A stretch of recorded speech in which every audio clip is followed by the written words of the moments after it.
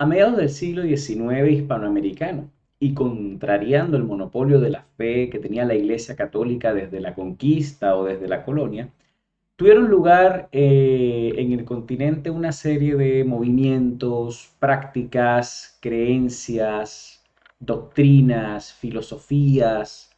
o religiones que ofrecieron de una forma u otra alternativas o miradas diferentes de conceptos que tradicionalmente estaban regentados por la iglesia. Por ejemplo, el tema de Dios, el tema de la vida más allá de la muerte, la vida antes de la vida, el bien y el mal, la existencia del alma humana, etc. De todos estos grupos, quizás los espiritistas fueron los más relevantes, no solo porque autores, filósofos, políticos de los años más efervescentes del espiritismo, no solo porque estos fueron parte de estas doctrinas o fueron creyentes de ellas o asistieron a sus distintas prácticas, sino porque el espiritismo fue,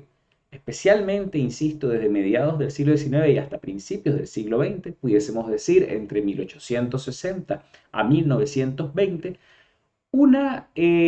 rama científica o una rama del saber que ofreció o permitió debates de altura intelectual muy interesantes en el campo cultural de la época.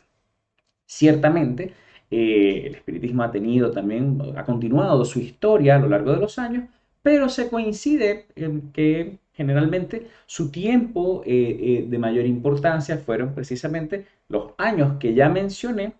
que para nuestro continente fueron también muy relevantes a nivel literario porque se dieron los dos movimientos, creo yo, más importantes de la historia literaria hispanoamericana, que fueron el modernismo y la vanguardia.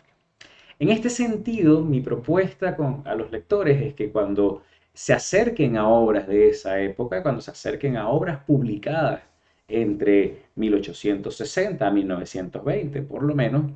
siempre tengan presente la mirada o la visión que tenía el autor respecto a sus creencias, porque en muchos casos se puede rastrear una influencia, se puede rastrear la existencia de ciertos elementos de la doctrina espírita en muchos de los textos que leemos, bueno, quienes leen o quienes estudiamos literatura, a muchos de los textos que con frecuencia abordamos. Las doctrinas espiritistas, por supuesto, fueron recogidas o se influyeron en nuestras letras, se debió a la lectura y a la rápida difusión que hubo en el continente de el libro de los espíritus, el Evangelio según el espiritismo o los principios del espiritismo, escritos por Allan Kardec o recogidos por Allan Kardec, porque según lo que él explica, contactó con muchos medium y a través de lo que los espíritus dictaban, él recogió muchas de esas enseñanzas.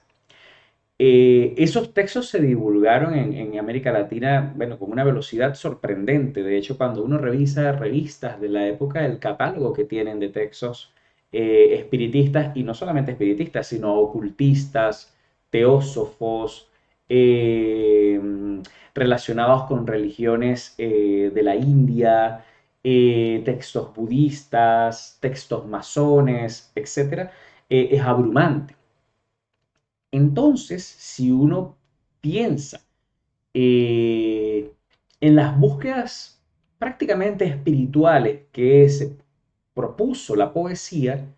hay que ver hasta dónde es gracias o vienen esas preocupaciones gracias a la poesía francesa, gracias a la filosofía nietzscheana alemana, gracias al preciosismo italiano, etc. Y no viene más bien, o hay que cuestionarse si no viene más bien de estos textos que tanto se divulgaban, que tanto se discutían en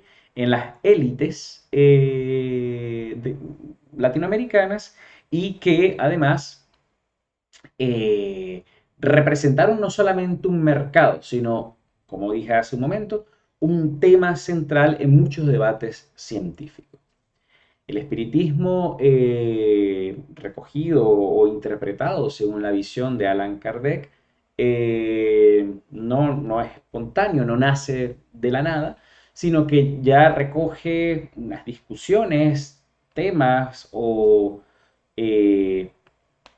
prácticas que tenían siglos dándose en el mundo, que habían tenido un punto allí interesante de discusión, creo un siglo y medio antes, con la obra de Mesmer y con los mesmeristas y con los magnetistas, y esta idea de si las cosas se pueden magnetizar y cómo se puede utilizar el magnetismo para mejorar la salud de los pacientes, ¿no? Digamos que el espiritismo kardeciano retoma estas discusiones y bueno, y les brinda un significado mayor porque le otorga una visión moral y una visión ética a algo que venía haciéndose por curiosidad, por charlatanería, por ciencia o como parte de trabajo científico en aquello de lo que no se ve, ¿no? De hecho, el espiritismo estuvo muy relacionado con la metapsíquica, una práctica o una disciplina que hoy está en el olvido, pero un premio Nobel en medicina, Charles Richet, tiene un tratado sobre metapsíquica y precisamente sobre esas fuerzas no visibles que pueden ser convocadas por el humano, que pueden ser utilizadas por el ser humano, que de repente vienen de nosotros o de las que el ser humano puede ser canal para que ellas se manifiesten, ¿no? En este sentido, obras como las de, quedándome en los años que señalé, obras como las de Rubén Darío, el primer Vicente Huidobro, Gabriela Mistral, Amado Nervo, entre muchos otros, tanto poetas como narradores, solo mencioné poetas, pero la narrativa también se vio muy influenciada por esto, eh, puede ser leída desde la relación transtextual o interdiscursiva que establece el espiritismo con la literatura o con la obra literaria. Estas visiones o estas influencias, por supuesto, se dan de distintos modos. Se pueden dar con el uso de metáforas o imágenes similares a las que tenían, o mejor dicho, usaban los espiritistas, por la ambientación de las tramas en situaciones espiritistas, por el uso de los retórico, ¿no? De las prácticas espiritistas en el texto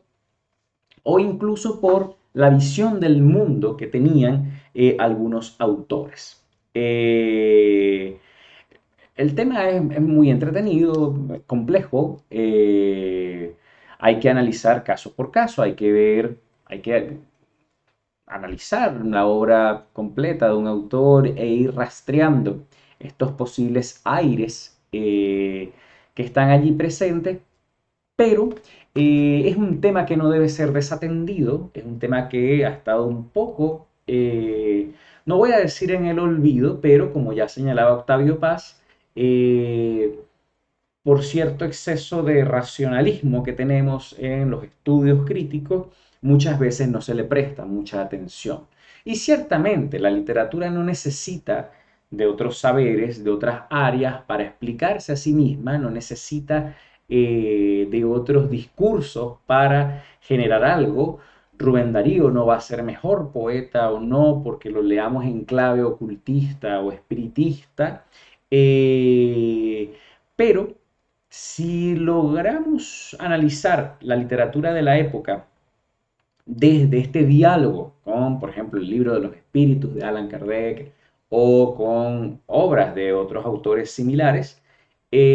posiblemente la propuesta que estos autores tenían, la propuesta que el modernismo trajo, la propuesta que instauró la vanguardia, nos sea más cercana, nos sea más comprensible y al mismo tiempo podamos verdaderamente entender o intentar entender cuál fue en realidad el propósito de los autores, el propósito de los poetas con sus búsquedas. Esta es mi invitación, es la invitación también con varias de las sesiones que vamos a tener y en las próximas semanas analizaremos varios textos, muchos textos, en donde podemos ir viendo de qué modo se transtextualiza toda la noción de Kardec en nuestras letras y qué generó eso o qué trajo eso como consecuencia en la tradición literaria hispanoamericana.